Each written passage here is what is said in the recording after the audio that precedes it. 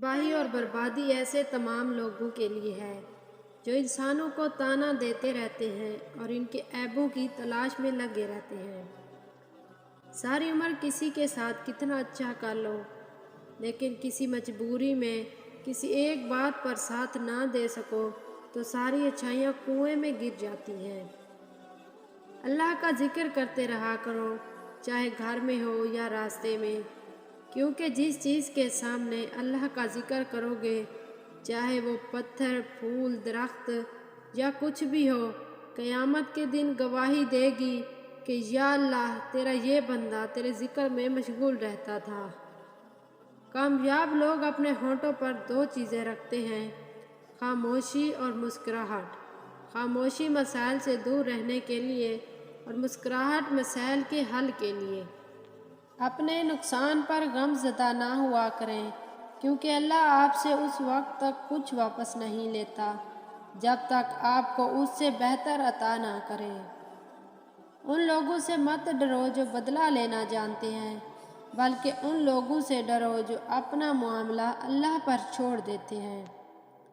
کہتے ہیں کسی کے گھر روزانہ جانے سے عزت کم پڑ جاتی ہے، مگر واحد اللہ کا گھر ہے جہاں روز جانے سے عزت بڑھ جاتی ہے۔ منزل انسان کے حوصلے آزماتی ہے، جھوٹے پردے آنکھوں سے ہٹاتی ہے۔ کسی بھی چیز سے ہمت مت ہارنا، کیونکہ ٹھوکر ہی انسان کو چلنا سکھاتی ہے۔ بدنگاہی ایسا گناہ ہے جو عبادت کی لذت چھین لیتا ہے۔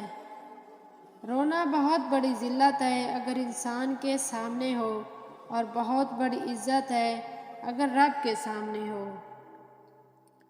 علم کا ایک قطرہ جہالت کے سمندر سے بہتر ہے، اور عمل کا ایک قطرہ علم کے سمندر سے بہتر ہے۔ قدر اور وقت بھی کمال کے ہوتے ہیں۔ جس کی قدر کرو وہ وقت نہیں دیتا، اور جس کو وقت دو وہ قدر نہیں کرتا۔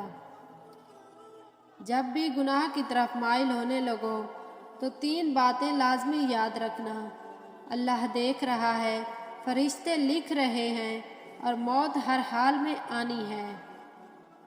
انسانیت وہ چیز ہے جو دشمن کو بھی سہارا دینے پر مجبور کر دیتی ہے، اور احساس وہ چیز ہے جس میں غیروں کا دکھ بھی آپ کو اپنا لگتا ہے۔ انسان کے غرور کی اوقات بس اتنی ہے، نہ تو وہ پہلی بار خود نہا سکتا ہے اور نہ ہی آخری بار خود نہا سکتا ہے۔